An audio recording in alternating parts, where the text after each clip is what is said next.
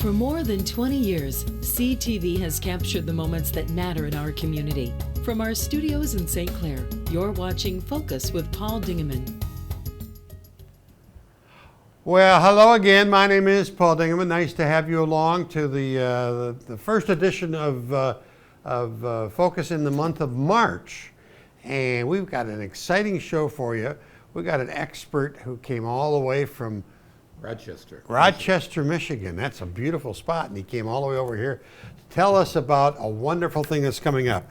And the St. Clair Cultural Series is returning. The head of that, Mr. Paul Schaefer, is very shy and will never come on TV with me, but he always brings his guests. I'll be a spokesman. You'll be a spokesperson, yeah. Great.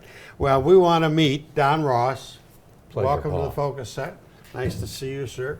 You are in a wonderful outfit which celebrates Scotland and many things. My heritage, I'm a third generation American, but my great-grandfather came from Scotland, South Uist, Scotland, the Outer Hebrides.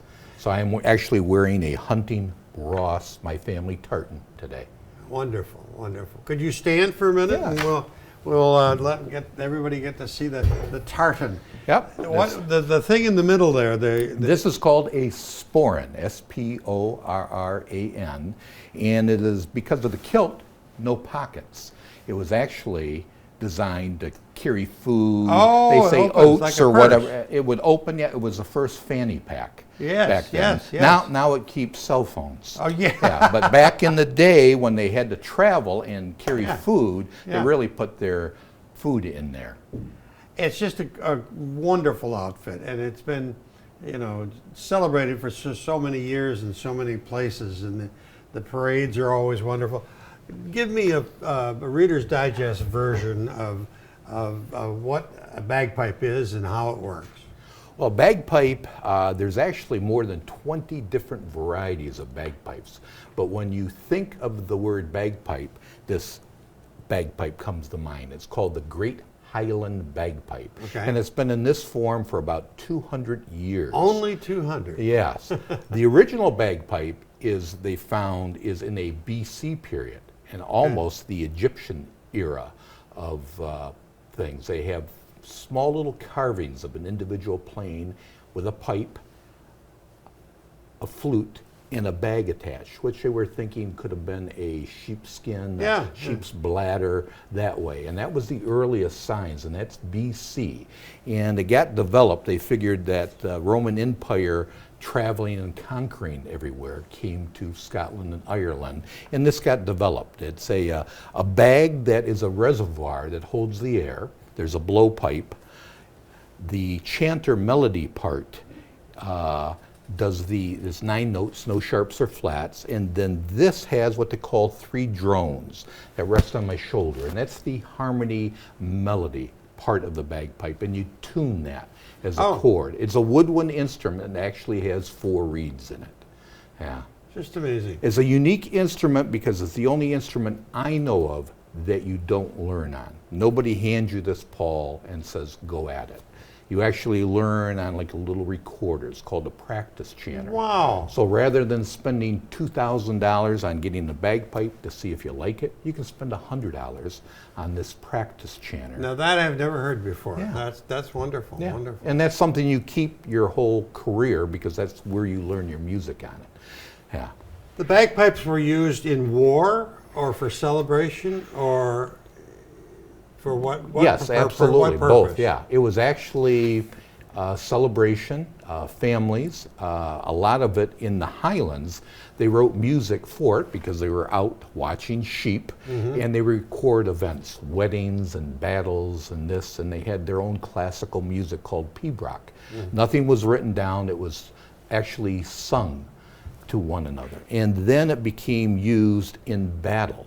The fearsome Scots, the wildness, and that's when England in 1745 tried to bar it, or they actually did bar it. They called it an instrument of war because it struck fear. Just the sight of these men in kilts all painted up and the bagpipes leading into battle A lot of these people have never heard this sound. They would turn and run. Well, the sound is so unique. Yes. And carries. Yeah, I carry in a battle situation. I imagine it goes over hills and mountains. And Correct. There is one of the other unique things of the bagpipe: no volume control. it's all projected from your wind. No, it's the reed, the strength of the reed. So you can't quiet it or make it any louder. It is what it is. We call it loud and proud. Absolutely. As you march down the street. Yeah, no different than if you look at the other civil wars and the cavalry. They had the buglers, Yes. and it would just inspire people, and it was a call. Yeah. And when they visited towns, the armies and that, they would play and get people gathering and that to recruit members in that, and there became pipe bands. You are here to promote a wonderful thing, which is called a Celtic evening. We've got it posted Correct. on the back here, and with a similar fellow, not you in the picture there, but a similar fellow in another nice outfit. Yes. You're coming with a group of people on Sunday, March the 26th, 5 o'clock, to the First United Methodist Church at the top of the hill, right? That's what they say. And third, yeah. And 3rd Street. Tell me about the event and the evening. What's going to happen? Well, it's going to be approximately an hour show, and I think we put together a pretty dynamic program because we're going to have about 35 different bagpipe pieces that we're going to play. There's Wow. 3 bagpipers, Okay. a snare drummer, and 2 Highland dancers. Okay. And out of these 35 pieces, Paul Schaefer, the organist, Yes. we're going to do 3 pieces with him. The wonderful. Amazing Grace with Yeah, the oh, organ. that'll be There's wonderful. nothing better than an organ and a bagpipe Yes, combination. And that will just encapsulate the Yeah, church, the sound of absolutely. the organ and the pipes. And then we have 5 traditional Highland dances that will be performed. One of the ladies is local and lives just a few blocks from the church, which is Jillian Lobeck. Yeah, I read that here. Yeah, She's she's from a St. senior. Clair. She's 17 years old. She's a senior at St. Clair High. Yeah. We have 6 people. 3 of them are ladies, and they are all teenagers. And then we've Wonderful. got 3 others, which are just old guys. Old like guys, me. and let the ladies do the dancing. They let the ladies, well, we have 1 piper. Oh, okay. Yeah. Kate is a piper, and Jim, the other piper, is actually her instructor. Okay. Yeah. Okay. Yeah. But all gals are all in high school. And Jillian has had all sorts of regional and national level competitions and done very, very well, I see here. And I've played for her before. She's Oh, have performed, you? and we've done some shows together, yes. Oh, that's And there's wonderful. another unique story with Kayla Bar-Kobe. Her great-grandfather actually taught me the Oh, bagpipes. taught you? Taught me. And I actually played for her grandfather, who was a drummer, a world-renowned champion drummer. And her grandmother was a Highland dancer also, and I piped for her. Wow. Yeah. Wow. So yeah, so it's quite a This- connection there. This is going to be an hour show on Sunday, March the 26th. Not a bad seat in the house. Correct. And students are $6, single people 20, and 40 for families. And there's an afterglow at Anchor Point, which is a wonderful place, and they're going to open up for you. Walking distance from the church. Walking distance. Yes, it is walking distance from the church. Yeah. And they've got great food, and it'll be great camaraderie there. Correct. Talk, All included in the price of the ticket. talk to me about you perform 300 events a year. Correct. Wow. Yeah. This is what I do full time. I used to Isn't have a that real wonderful? job, and Now I this got is rid a of labor that. of love now. Correct. Yeah, I've always loved playing. I started in 1970. This is my 53rd year of playing the Great Highland Bagpipes. That's wonderful. Yeah. I've played in multiple pipe bands Yeah. here in the U.S. and in Canada, and I've traveled and competed in different countries at different levels. So you probably perform a number of services at funerals? Correct. Yeah. And Unfortunately, celebrations? yeah, that's the number Well, I don't one know if it's event. unfortunate because it's Well, it's yeah. pretty nice. It means a send-off. lot to the family. Right. Next are weddings, golf outings, parades, church services, Wow. birthdays, anything you could think of making a statement. Yes. And that. I was just recently in Detroit a few weeks ago. Mayor Duggan was doing a Yep. groundbreaking ceremony for a new housing project, and they wanted to just make it a little special. So we had 2 bagpipers out there to welcome him and get the event underway. Wonderful. Yeah. That's great. What a unique little niche you've cut out for yourself there. There's more of us around than what you would think, Paul. There's probably about a dozen pipe bands in Michigan, and we're probably thinking several hundred bagpipers. We see a lot of bagpipers come over from Sarnia Correct. for parades in the Blue Water area. More over their pipe bands Yeah. and in their culture, but Right. a lot had leaked here from that era of Henry Ford Yeah. that brought a lot of Scotsmen over. Yep. Yeah. Well, you brought along the bagpipe. Well, let's remind the people of the event. We'll have you play us out. But a Celtic evening, and it's brought to us by the St. Clair Cultural Series. Mr. Paul Schaefer, who's been around town for 150 years himself. And right, Paul, is that about right?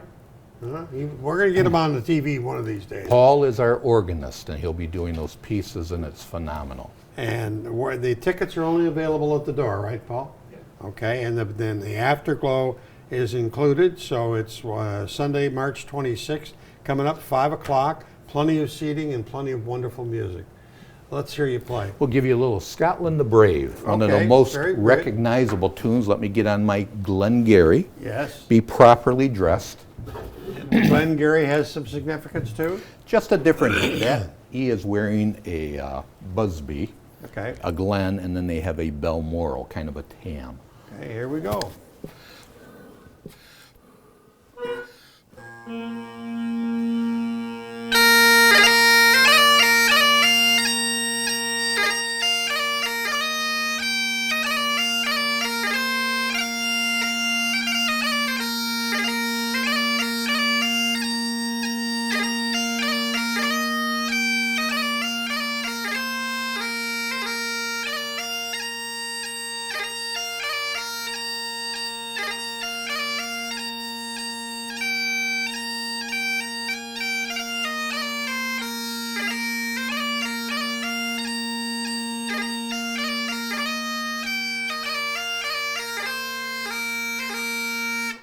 Beautiful. Perfect. That's about it for this edition of the Focus program. Thanks very much for tuning in. Till next time, I'm Paul Dingeman. See you soon. Thanks for watching Focus with Paul Dingeman. Focus is produced at the CTV Community Television Studios in St. Clair. For over 20 years, CTV has captured the moments that matter to our community.